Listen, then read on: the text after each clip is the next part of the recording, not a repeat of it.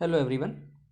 So I hope कि आप सब लोग अपनी पढ़ाई प्रॉपर तरीके से कर रहे होंगे, किसी भी तरह से, चाहे इस चैनल के थ्रू या फिर अपने स्कूल के टीचर्स के थ्रू, जिस जिस भी तरह से कर रहे हों। बट आप लोगों से ये रिक्वेस्ट है कि आप लोग लगातार पढ़ते रहिए, ताकि आपका जो नॉलेज लेवल है वो कम ना हो। ठीक है। हाँ, और एक और बात कि यदि आपने चैनल को सब्सक्राइब नहीं किया है तो चैनल को सब्सक्राइब जरूर करें। ठीक है। और लास्ट क्लास में हम लोगों ने मेंडलीव की पीरियडिक टेबल पढ़ ली थी, और आज हम पढ़ने वाले हैं मॉडर्न पीरियडिक टेबल। ठीक है। तो जो मॉडर्न पीरियडिक टेबल है, ये हेनरी मोस्ले ने दी थी। ठीक है। अब उन्होंने किस बेस पर दी थी ये, तो उनका जो मेन क्राइटेरिया था वो ये था, जस्ट वेट। हाँ, उनका क्राइटेरिया क्या था कि जो फिजिकल और केमिकल प्रॉपर्टीज़ हैं, ठीक है, वो पीरियडिक फंक्शन है एटॉमिक नंबर के। ठीक है। इसके पहले हमने क्या देखा था कि जो मेंडलीव थे, है ना, उन्होंने किसके बेस पे दिया था कि जो फिजिकल और केमिकल प्रॉपर्टीज़ थी वो एटॉमिक वेट पे बेस्ड थी। ठीक है। बट जो हेनरी मॉस्ले ने जो पीरियडिक टेबल दिया था, उनका जो लॉ था वो ये था कि जो पीरियडिक एलिमेंट्स हैं, ठीक है, उनकी जो फिजिकल और केमिकल प्रॉपर्टीज़ हैं वो पीरियडिक फंक्शन है किसकी, देयर एटॉमिक नंबर्स की। ठीक है। तो आपको ये बात ध्यान रखना है थोड़ा सा। हाँ, अब वो इस कंक्लूजन पे कैसे पहुंचे थे कि वो एटॉमिक नंबर पे बेस्ड है पीरियडिक फंक्शन। ठीक है, फिजिकल केमिकल प्रॉपर्टीज। तो उन्होंने क्या किया था, रूट फ्रीक्वेंसी फ्रीक्वेंसी का रूट, और ठीक है, और एटॉमिक नंबर में उन्होंने ग्राफ प्लॉट किया।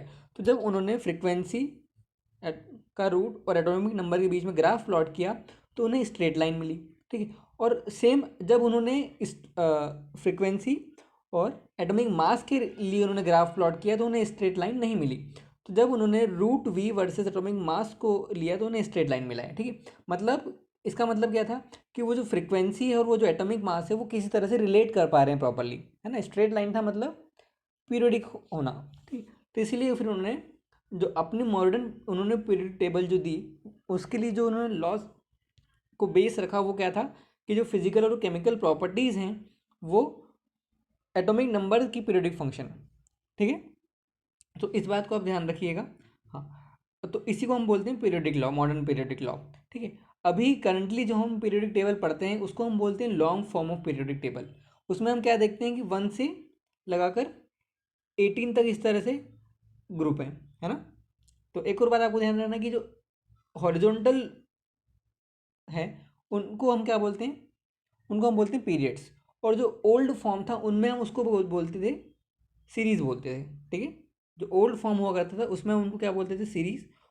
और अभी जो हैं उनको हम क्या बोलते हैं, पीरियड्स बोलते हैं। ठीक है। अब जो वर्टिकल हैं उनको हम क्या बोलते हैं, ग्रुप्स या फिर फैमिलीज बोलते हैं। अब डिफरेंस क्या था ओल्ड फॉर्म में और अभी के फॉर्म में, तो डिफरेंस ये था कि ओल्ड फॉर्म में जो है वो 1A to 7A इस तरह से ग्रुप थे, and then 8, then 1B to 7B, and then at last 0। इस तरह से ग्रुप बने हुए थे। ठीक है। और अभी लॉन्ग फॉर्म में क्या है, 1 to 18 इस तरह से नंबर ग्रुप को किए गए हैं। ठीक है। तो ये ज़्यादा कन्वीनियंट है 1 to 18 याद करना। ठीक है। हाँ, अब एक और बात आपको देखना कि कितने पीरियड्स होते हैं, तो 7 पीरियड्स होते हैं। मतलब ऊपर से अगर हम हॉरिजॉन्टल लाइन्स की बात करें तो ऐसे कितनी होती है, 7 होती है। ठीक है। तो वो पीरियड्स होते हैं, और जो वर्टिकल लाइन्स हैं उसको हम क्या बोलते हैं, ग्रुप बोलते हैं। तो आपको इस बात का बिल्कुल अच्छे से ध्यान रखना है। ठीक है। अब हम एक बार पीरियोडिक टेबल देख लेते हैं, उसके बाद में हम नोमेनक्लेचर पे जाएंगे। देखो ये होती है हमारी पीरियोडिक टेबल। ठीक। आप लोग 11th क्लास में तो आप लोग इतना मतलब अगर एटॉमिक नंबर 30 तक भी पीरियड टेबल को याद रखते हैं तो आपके लिए मोर देन सफिशिएंट है।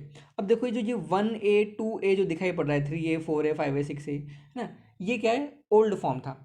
अभी हमको किस तरह से रिमेंबर करना है, that is group 1 2 3 4 5 6 7 8 9 up to 18 तक। ठीक है। और जो पीरियड नंबर है वो क्या है, 1 to 7 तक है। ठीक है।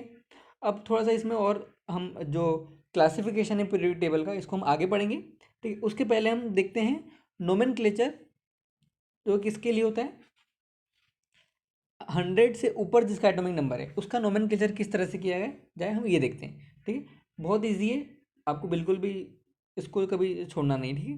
कभी भी एग्जाम में, छोटी मोटी एग्जाम में तो आ ही जाता है। देखो, आपको 0 के लिए नील यूज़ करना है। ठीक है। 1 के लिए अन, 2 के लिए बाई, 3 के लिए ट्राई, 4 के लिए क्वाड, 5 के लिए पेंट, 6 के लिए हैज, ऐसे सेप्ट, ऑक्टर, इन, 9 के लिए इन, ध्यान रखना है। ठीक है, इस तरह से आपको यूज़ करना है ना। और आपको एब्रीविएशन भी ध्यान रखना है कि नील के लिए एन, अन के लिए यू, इस तरह से ये एब्रीविएशन आपको ध्यान रखना है। ठीक है, अब देखो यहाँ पे क्या हो रहा है, 101, 1 के लिए क्या अन, 0 के लिए नील, और आखिर में क्या आ रहा है अगेन अन। ठीक है, तो अन नील अन आ रहा है। आपको ध्यान रखना है कि लास्ट में आपको ईएम लगाना है। ठीक है, एब्रीविएशंस का नाम लेने के बाद आपको ईएम लगाना है। तो जैसे अन नील अनियम, ठीक है, अन नील बायम, ठीक है, अन नील ट्रायम। तो अन किसके लिए, 1 के लिए, नील 0 के लिए, और 3 के लिए ट्राई, और आपको ईएम लगाना ही है आगे। ठीक है, इस तरह से सारे नोमेनक्लेचर बहुत ही ईजिली हो जाएंगे। ठीक है, हाँ। अब देखो ये आपको इतना प्रेशर लेने की ज़रूरत नहीं है कि इनका नाम भी आप याद रखें, काफ़ी डिफिकल्ट भी है। तो आप केवल एटॉमिक नंबर, इसका आईयूपीएसी नोमेनक्लेचर और उसका सिंबल, इतना तो आप इजीली ध्यान रख सकते हैं, और ये काफ़ी इजी भी है। ठीक है, अगर आपको इससे रिलेटेड कोई भी डाउट हो तो आप मुझसे कमेंट सेक्शन में पूछ सकते हैं। ठीक, सो आई होप कि आपको ये क्लियर हुआ होगा कि किस तरह से हम आईयूपीएसी नोमेनक्लेचर करते हैं। ठीक है, हाँ। अब फॉर एग्जांपल हम ये देखते हैं, क्वेश्चन 3.1 प्रॉब्लम। इसमें एटॉमिक नंबर 120 दे रखा है ना। तो 1 के लिए क्या लेंगे हम, 1 के लिए हम लेंगे अन, 2 के लिए हम लेंगे बाई, और 0 के लिए हम क्या लिखते हैं, 0 के लिए नील। तो अन बाई नील ईएम, है ना। तो अन बाई नील ईएम, इस तरह से हो गया हमारा। ठीक है, सो आई होप कि आपको ये बिल्कुल एकदम क्लियर समझ में आया होगा, है ना। अब इसके बाद का जो टॉपिक है ये हम नेक्स्ट सेशन में कवर करेंगे।